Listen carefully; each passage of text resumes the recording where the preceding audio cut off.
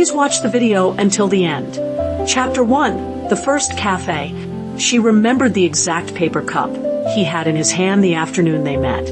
A cheap sleeve, a smudge of leftover foam on the lid, the kind of cup that left a faint, permanent ring on the table. The narrator, herself a careful observer of small affects, had been sitting 2 tables away, pretending to read, in reality cataloging the tiny gestures of strangers.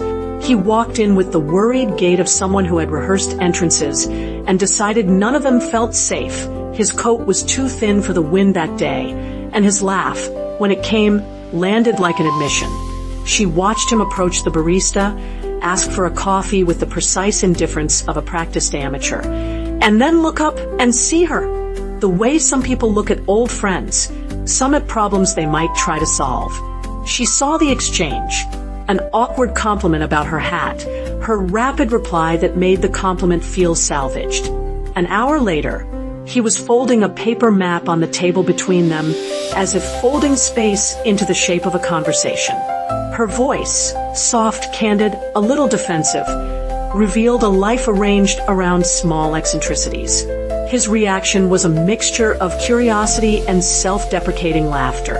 She, the narrator, noticed the momentum of 2 people calibrating each other like clocks. Each tick revealed something about the other's gear work. In that crowded cafe, under warm bulbs and the smell of cinnamon, their map refused to dry. Chapter 2. Ways of being alone together.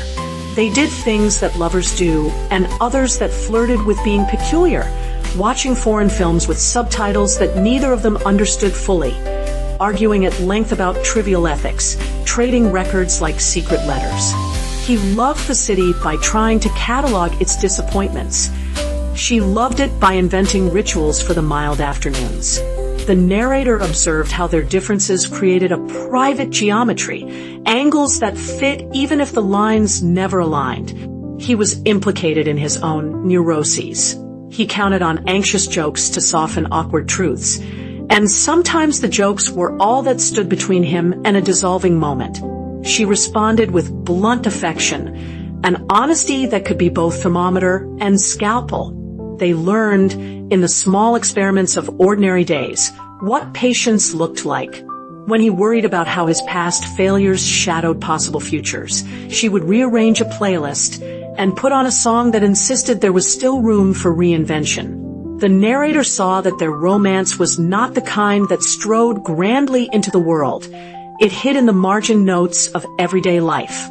It was the quiet expansion of trust, handing over keys, sharing a toothbrush, trusting the other person with a memory. Each small return made the next departure harder. Chapter 3. The move that changed everything. When an opportunity came from across the country, an offer that promised sunlight and a reprieve from the relentless winters of their current life, he saw it as a possibility for starting fresh. She hesitated. The narrator knew, as she always knew, that a move is a sieve. It reveals what remains when the predictable scaffolding of routines is stripped away. They packed in haste and careful optimism. He spoke of climate, of job prospects, of smaller bills.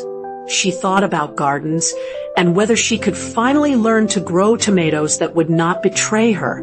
At night, they sat on moving boxes and measured the distance between their chests. It was not only a change of zip code, it was a test. 2 people in love and in practice began to wonder which parts of themselves belonged to the geography where they met, and which parts could travel. As they crossed miles, the narrator traced the subtle shifts.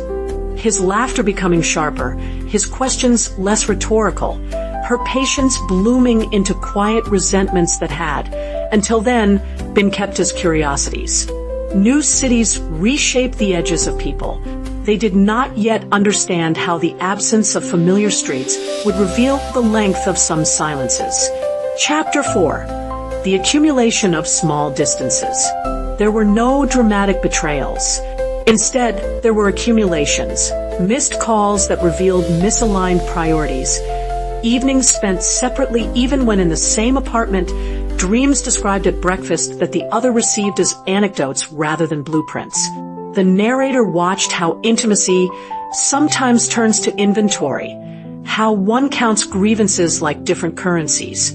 He began to complain about her past, the little eccentricities she wore like badges, which he framed as being too present now that they lived without the excuse of distance.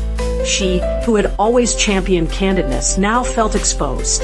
The arguments were not loud so much as they were precise, surgical, footnotes to a breakdown rather than a public collapse. The narrator understood both points. She understood his fear that love could calcify into dependency, and hers that being loved might demand erasures she did not consent to. Between them, love accumulated into an arithmetic of losses, small distances added together until they felt significant. In the quiet hours, the narrator would find herself remembering how their hands used to find each other like converging compasses, and she kept those memories like maps. Chapter 5. What remains after we leave. They did not shout when they parted.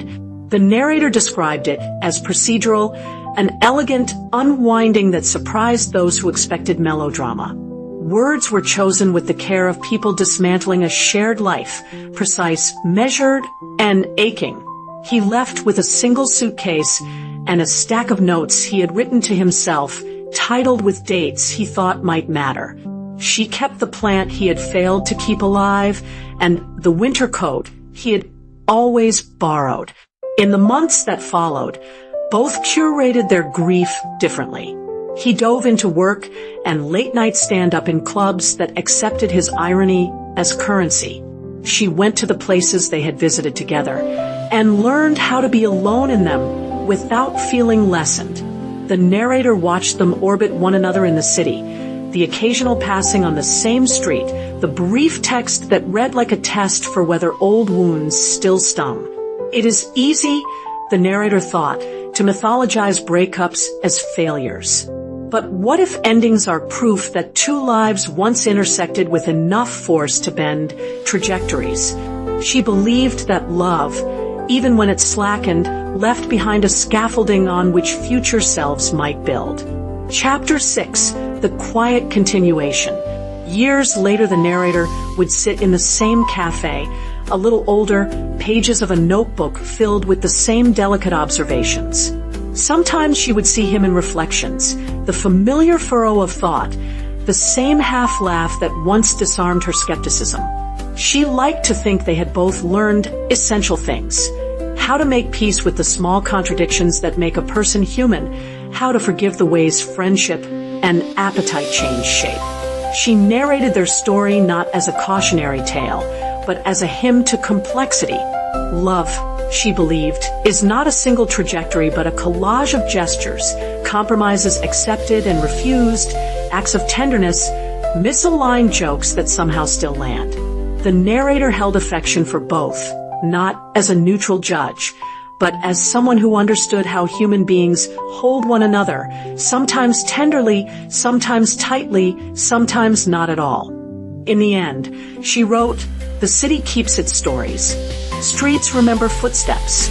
The people we once loved remain in the tone of our humor, the choice of a song, the preference for a late-night walk. They become part of our architecture."